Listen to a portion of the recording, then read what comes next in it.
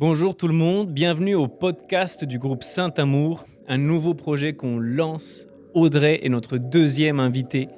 Alors on a beaucoup de chance d'avoir un spécialiste avec nous aujourd'hui du secteur du recrutement en manufacturier et en construction. Audrey, tu es avec nous depuis 8 ans si je ne me trompe pas. Non, 11, ça va faire 11 au 11 mois de ans, novembre. autant pour moi, le temps passe si vite. Et une expérience accomplie dans d'autres firmes avant nous, ainsi que sur multiples projets.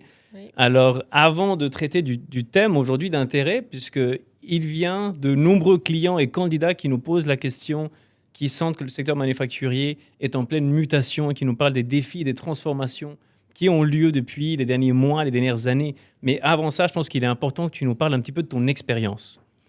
Mais dans le fond, ça fait 18 ans que je fais du recrutement en manufacturier et en Seulement? construction. Seulement 18 ans, oui, seulement 18 ans. Je suis une petite junior. J'ai toujours travaillé dans le domaine manufacturier parce que j'ai une Absolument. passion de comprendre comment les choses se font. J'ai commencé ma carrière à recruter des journaliers en usine, donc à visiter des usines partout au Québec. Ensuite, j'ai évolué vers tout ce qui est métier spécialisé pour ensuite me diriger en ingénierie depuis les 14 dernières années. On se spécialise en ingénierie et en construction. Avant, c'était des fonctions qui étaient scindées. Donc, on faisait les deux au sein de notre division. Maintenant, on a vraiment créé une division construction qui fait que les postes spécialisés en construction, tout en continuant le manufacturier avec une croissance dont on connaît au niveau du groupe. Donc, ça fait 18 ans que je me réveille le matin pour placer des candidats dans des domaines très spécialisés. Ah, merci beaucoup de l'introduction. Peut-être avant de lancer le thème d'intérêt, tu peux nous parler un petit peu plus de cette volonté de lancer un département en construction et de se positionner dans ce secteur. On sait tous que c'est un des secteurs historiques québécois, top 3 secteurs depuis toujours. On a cette phrase qu'on entend en permanence. Lorsque la construction va, tout va au Québec. Donc, tu gères cette équipe. Oui, je pense que la construction, c'est un domaine qui va toujours bien aller au Québec. Or, tout ce qui est automatisation, tu ne pourras jamais automatiser un processus de construire une maison. J'en connais un bon bout là-dessus. Donc, tu sais, je pense que le domaine de la construction, oui, c'est un secteur qui va toujours bien aller, qui va continuer. On a aussi une grosse croissance au niveau des constructions, des nouvelles constructions présentement au Québec. On a Tu parles résidentiel résidentiel, commercial, industriel aussi. Puis projet majeur avec la ville qui s'inscrit dans un cycle de développement aussi avec investissement massif. Oui, effectivement. Au niveau des infrastructures, il y a beaucoup de choses qui bougent au niveau des écoles. Je pense que le gouvernement québécois commence à investir de plus en plus dans les écoles. On a aussi Hydro-Québec, qui est un gros donneur d'ordre au niveau québécois. Et le fait qu'ils sont à la remise à nouveau, l'implantation de nouveaux secteurs et de nouvelles unités d'affaires, ben ça amène beaucoup de nouvelles constructions pour différents secteurs au niveau du Québec. Je pense que c'est des secteurs qui sont très dynamiques, toujours en croissance. Il va y avoir une pénurie de main-d'œuvre majeure au niveau de la construction, tout secteur confondu. On entend beaucoup présentement les estimateurs, qui sont une denrée très, très rare au niveau de la construction. Mais les chargés de projet, les surintendants et tous les postes qui ont une fonction au niveau de la CCQ, sont tous en pénurie. Les bassins ouvrent très fréquemment. Là. OK, Audrey. Si on revient au secteur manufacturier, est-ce que tu peux nous dire un peu plus quels sont les grands défis qui sont toujours soulevés par nos clients, par nos candidats, par nos partenaires sur les dernières années? Là, en ce moment, quels sont les sujets qui inquiètent le plus nos clients? Bien, malgré le fait qu'il y a eu quelques fermetures d'usines dans les derniers mois, on vit quand même une pénurie de main-d'œuvre au niveau de certains critères spécialisés. On a aussi une autre chose qui est un enjeu majeur, c'est vraiment les départs à la retraite. La planification des départs à la retraite pour nos clients. J'ai de plus en plus de postes de direction, autant au niveau maintenance, production, usine, qui sont des remplacements de gens qui s'en vont, qui sont une planification. Je pense que le tout a été retardé un petit peu par la pandémie, mais présentement, là, c'est vraiment les départs à la retraite. Puis, les secteurs spécialisés là, qui sont très, très... On entend toujours parler de ces thèmes qui reviennent à répétition, les départs à la retraite, une population vieillissante au Québec, une pénurie de la main-d'œuvre qualifiée qui stagne, qui continue à augmenter. Est-ce que ça, c'est des enjeux qui sont encore d'actualité après la COVID Et surtout, après la crise tarifaire 2025, on sait que c'est quelque chose qui a impacté lourdement la production québécoise, notamment dans le secteur manufacturier.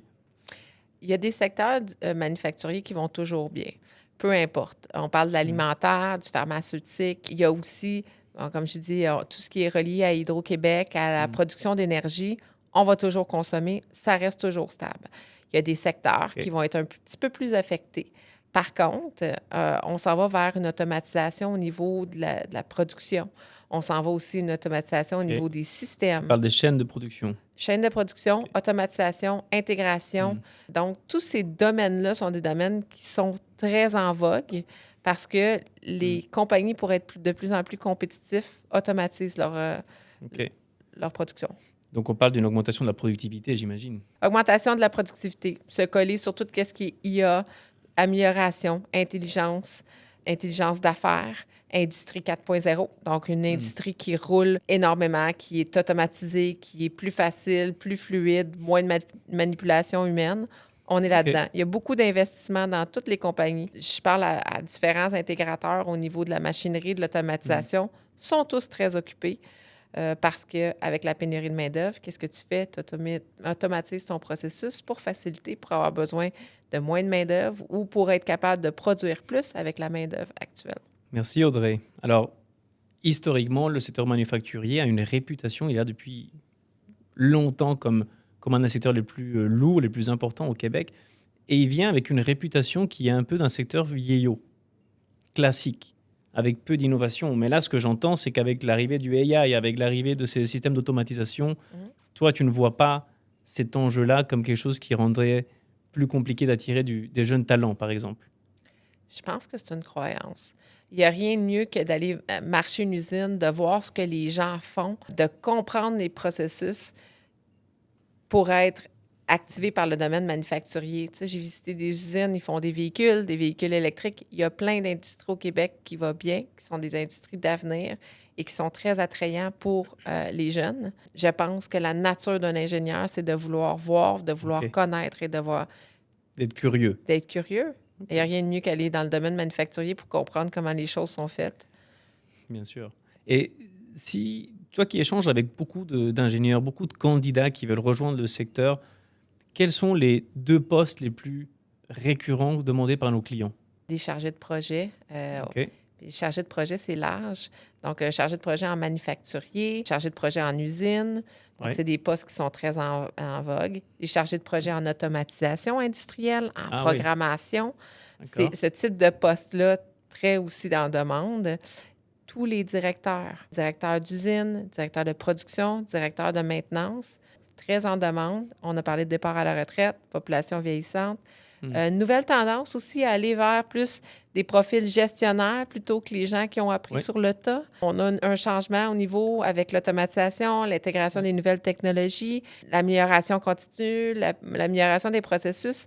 Les gens veulent le nouveau type de gestionnaire, les gens avec des backgrounds en ingénierie, en maintenance, plutôt que les gens qui ont grandi à travers et qui ont appris un peu plus sur le tas. Il y a aussi tout le facteur agent de changement. Depuis la pandémie, on est dans un changement constant. Et les nouveaux gestionnaires, je pense que c'est un des critères de base, doivent être des agents de changement parce qu'il n'y a rien qui a été plus constant depuis notre pandémie que le changement. Et il va continuer à être, et la vitesse à laquelle on va changer va être de plus en plus vite. Avec ton équipe, tu échanges avec des milliers de candidats chaque année. L'ensemble de ton équipe, vous êtes toujours en contact avec des gens qui sont en usine, des gens qui sont... Quelles sont les évolutions que tu vois dans les compétences clés cherchées par nos clients? Quel serait ton conseil pour nos candidats qui nous écoutent, qui vont nous écouter sur le LinkedIn, sur l'ensemble des réseaux? C'est quoi cette évolution? Aujourd'hui, pour être compétitif, qu'est-ce qu'il faut comme candidat? Il faut que tu regardes ton employabilité. Il faut que tu regardes la valeur que tu ajoutes à une entreprise. Les nouvelles tendances émergentes, on en a parlé. Bon, les agents de changement. Donc, quelqu'un qui aime le changement, qui, en anglais, on dit « embrace change ». Donc, tu sais, qui est mobilisateur, qui... Être flexible? Flexible, effectivement. Flexible, probablement un gros critère, mais je te dirais agent de changement, amélioration des processus, quelqu'un qui aime résoudre des problèmes, et flexible dans le type de gestionnaire. Je pense que dans la réalité actuelle, Si tu n'es pas flexible, si tu ne permets pas à ton équipe de s'adapter, non, effectivement, tu ne survivras pas comme gestionnaire. Il faut que les gestionnaires soient très malléables, très mobiles, très flexibles.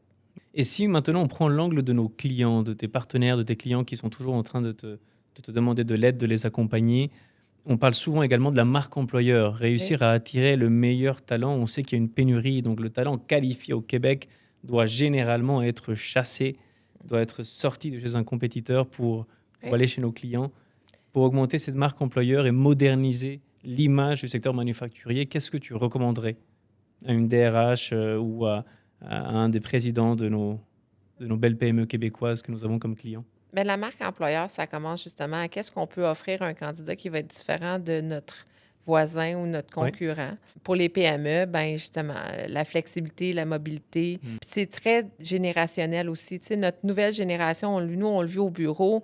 Ils veulent un sentiment d'appartenance. Ils veulent qu'on on leur offre des 5 à 7, des activités d'équipe, être présent pour eux autres. Ils veulent venir au bureau.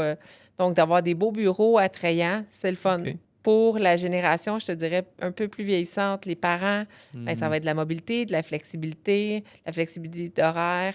Prendre soin de tes employés, demander comment vont les enfants, des choses assez simples, mais qui vont faire une différence. Je pense que la marque employeur, ça commence par tes gestionnaires qui font la différence dans le day-to-day. OK. Et puis, toi, tu as cet angle humain. Tu es CRHA, d'ailleurs. Je suis CRHA depuis maintenant 7 ans. Je pense que la base d'un recruteur, c'est l'humain.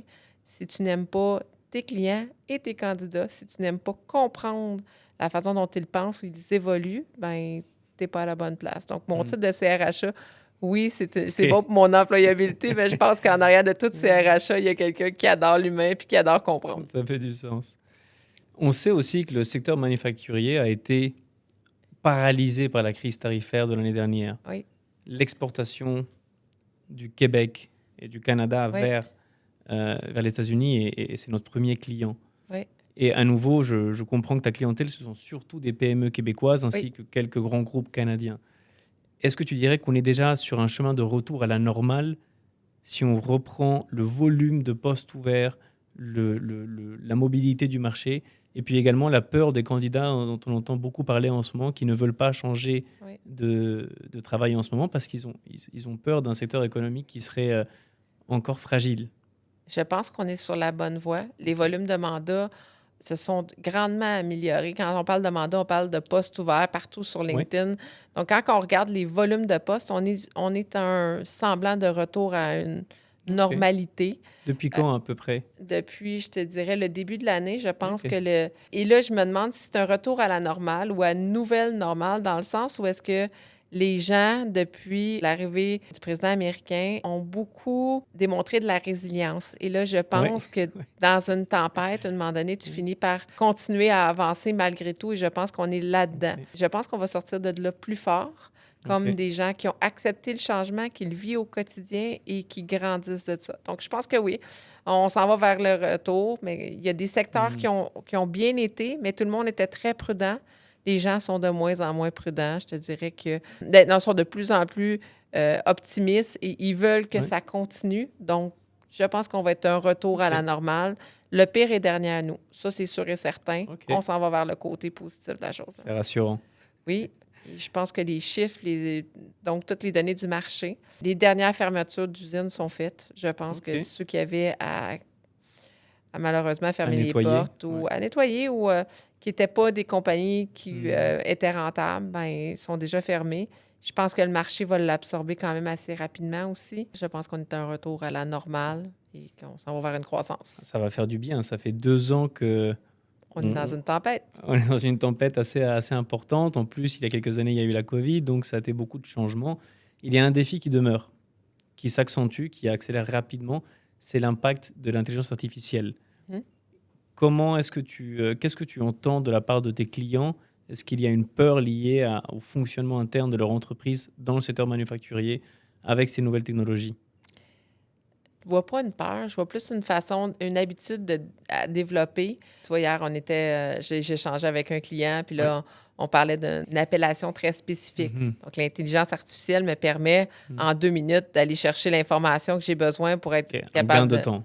Ouais. On gagne du temps, on gagne de la productivité, mais est-ce que ça va remplacer le soudeur ou l'électromécanicien? La réponse, non. Est-ce que ça va remplacer le gestionnaire d'usine, le directeur de maintenance? La réponse, c'est non. Est-ce que, par contre, ça va faire en sorte que certaines personnes vont gagner énormément en productivité, en recherche? Oui, effectivement. Tu sais, on était un des pays les moins productifs. Je pense que si on ose puis on fait les choses de la bonne façon, on va être de plus en plus productif. Tu vois ça comme un accélérateur plus que comme un système de remplacement de l'humain dans ton secteur? Oui, je pense qu'il y a beaucoup de choses qui étaient redondantes, plates, ou que les gens n'aiment pas faire. Ça va les aider. On va passer ailleurs au niveau de la productivité, puis ça va permettre au Canada d'être de plus en plus compétitif au niveau du marché mondial. OK. Mais je vois, par contre, hier, j'étais assis avec une PME. Moi, mes réflexes de « Hey, on va aller regarder sur chat, on va aller voir sur Claude, on va aller voir qu'est-ce qu'il nous donne comme données », n'est pas nécessairement... Celui de tous. De tous, encore. Ce qui est assez étonnant parce que quand tu parles avec des gens en Europe ou partout ailleurs dans le monde, tout le monde a intégré cette façon de faire. Okay. On parlait de construction. Là. Hier, il y a quelqu'un qui me demandait « Ah, tu sais-tu, Audrey, combien ça coûte à peu près faire tel projet? » La première chose... Moi, j'ai regardé sur le chat. Où c'est que tu as pris ces données-là? Mais je les ai pris sur le chat. Ça fait 8 minutes. Fait que d'après moi, ce que tu t'es fait soumissionner, ça a du sens, ça n'a pas de sens. Mais peu importe le sujet, là, on peut extrapoler. Je pense que oui. Bah, c'est excellent. Je vois le temps qui passe, puis on essaie de prendre l'engagement auprès de nos clients, de nos candidats qui vont nous voir. À nouveau, c'est le premier podcast Saint-Amour qui va être diffusé sur notre LinkedIn, sur notre page web et sur les autres réseaux. De garder ça entre 15 et 20 minutes et d'essayer de donner un maximum de réponses aux questions qu'on nous pose le plus souvent, qu'on a couvert aujourd'hui. Est-ce que tu as un mot de clôture, une dernière recommandation pour tes candidats et pour tes clients sur ce que tu entrevois dans la prochaine année dans le secteur manufacturier? Je pense qu'il faut avoir confiance que ça va revenir à une quasi-normale. Pour mes candidats, c'est de continuer à se perfectionner, aller chercher justement les outils qu'ils ont besoin, et mes clients aussi, de se démarquer, de shiner, de porter des attentions particulières pour devenir des employeurs de marque puis de choix, puis que les bons candidats aillent dans cette direction-là. Moi, je suis sûr qu'avec toi, pour les accompagner et ton équipe, ça va bien rouler. Ça, c'est sûr. Merci beaucoup, Audrey. Merci de nous avoir accompagnés aujourd'hui. C'est très apprécié. Je vais te raccompagner.